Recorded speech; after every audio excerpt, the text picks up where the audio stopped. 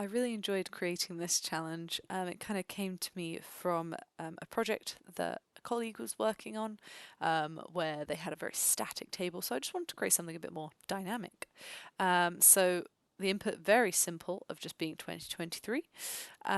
So the first thing I did was create a parameter where we can select the year that we want to generate these reporting dates for. So this is just simply whole numbers and a list values. So the list values so that we could use it on Tableau server basically, but it also stops people filling in silly things like I want it for the year one. That wouldn't be particularly helpful. So I just put in values 2020 to 2024. You can imagine that's something that maybe you want to update to have a few more values in the future if this was something you were going to implement at an organization. But anyway, so first things first, we want to update our year with our parameter there. So I realized kind of towards the end of completing this challenge, I didn't necessarily need to do this, but it kind of made more sense to me in my mind to make it as a field in my data that I can see rather than a parameter value that I kind of can't see. So that's why I chose to do it in that way. And then I'm going to create a start date and an end date that I want to start creating my data from. So I chose the start date to be actually the previous year's first reporting date. So as we know from the challenge, that is the 1st of February, or sorry, the Monday that comes before the 1st of February. So this calculation here, this date trunk for the previous year's 1st of February, making sure the weekday starts on a Monday, that's going to give us the first day of the previous year's reporting day. And the reason that I've chosen to start it from there rather than say the 1st of January of the year we've chosen is just so that it's easier to number those weeks that from the 1st of January up to when the new reporting year starts. So that's why I've chosen to do it in that way personally. So you can see that comes through as a date time, so I just change that to a date. And then my end date is a lot easier, it's just the end of the year that they've chosen, so the 31st of December. So basically what we will do at some point, we will filter this data so it is only going from the 1st of January 2023 in this instance to the 31st of December 2023, but starting all the way back from the previous year, I just found made more sense as I was kind of trying to build this and work things through.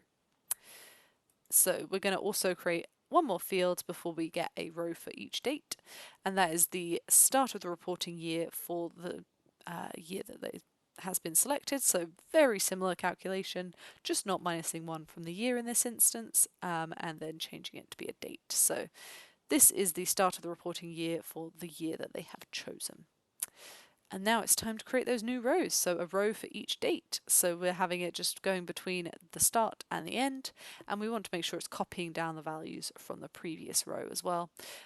So now we can see all of those rows of data all the way up to 31st of December 2023. So now we've just got the different parts to calculate. So starting off with the reporting year, then we can just check if our calendar date, which is the date that we generated from our new row step, if that's before the start of the reporting year, then that will be the previous year. Otherwise, it is the year that is selected within the parameter. And then I just get rid of some unnecessary fields. So we're just left with our calendar date and what reporting year that date will fall into. And then to do the reporting day, again, this one not too complicated. We're just going to use the ranking functionality actually on the calendar date and making sure that goes in ascending order and groups by the reporting year so that we just know that our first reporting day is the 30th of January 2023 in the case of 2023. And then if we see for 2022, sorry, then the first day is actually the 31st of January. So changes depending on the year there. Next up, we're looking to create the reporting week. So we know when each of these days are happening. Let's categorize our weeks now. And with that, we're going to use something called the modulo functionality. So we're looking at each of the reporting days and we're saying if we divide that by 7, is the remainder equal to 1? So basically my logic here is that if we're looking at, say, this table down below, and we can see the reporting day goes from 1 to 7. We know that'll be 1 week. When the reporting day becomes 8, that'll be the start of a new week. And if we divide 8 by 7, we get a remainder of 1. So that's the kind of logic. So we're just highlighting when each new week starts, basically, and giving it a 1 and a 0. And the reason that we're doing that is so that we can use a bit of running sum logic. So that now if we were to do a running sum, if you think for the first week, then everything would get a number 1 associated with it for our weekly reporting week. But then as soon as it gets to the second reporting week, it's going to then add that 1 onto it. And then that will be 2. So running calculation, 2023.3 is the version of Prep you need to have this functionality built in. But the way that we set it up, nice and simple, very similar to the other analytical calculations. We're just making sure that we're computing it on the new week flag. We're doing a sum. We're ordering by our calendar date, and we are using the reporting year to group by. We could, of course, have chosen the reporting day to order by instead. Either one works. But now we can see that we actually have a reporting week field. And so, yeah, that looks like it's working the way that we want it to. So we can get rid of our new week flag. So that's how we get to our reporting week in the way that I chose to do it. Next up, we need to do our reporting month. So we know that each of these reporting months will have 4 weeks exactly. So weeks 1 to 4 should be the first month, week 5 to 8 should be the second month, so on and so forth. So we can use this logic here. So if we divide the reporting week by 4 and take the higher, round it upwards basically, then that will give us our reporting month number. So if we think about the example of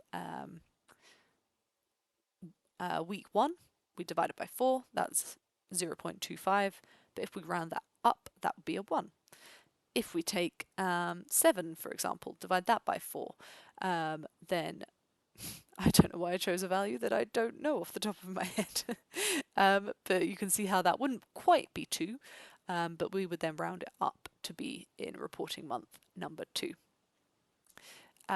So now we've got our reporting months coming through as well. And of course, because there are 52 weeks in a year, then 52 divided by 4 makes 13. So we actually have 13 reporting months in this particular organization. And now we've created those 4 fields that we need to for all those reporting dates. We haven't had to think too much about dealing with the reporting dates that come from the 2022 reporting year. That's just kind of been nice and easily built into the way that we've calculated things. So we can just now filter our calendar date back to being equal to the calendar year. So we want the year of our calendar date field to be equal to the calendar year parameter. And now we have 365 rows again for all the dates in 2023 in this instance, and we can see the reporting years, months, weeks, and days associated with them. I can always change my parameter to have this update. So let's say I do 2022 instead, and then nice and quickly now I have all the reporting dates for 2022 instead. Okay, and then the only other thing left to do was to output the data, giving it the value here of the calendar year parameter. I'm not sure why that had broken, but we have our calendar year and reporting dates, and then that works. To always have the year updating when we change our parameter. So I wonder if I do that now, if that will be happy with us again. It is happy with us again. That's strange. Anyway, it doesn't matter. But hopefully you enjoyed this challenge. I really enjoyed putting it together, and thank you very much for watching.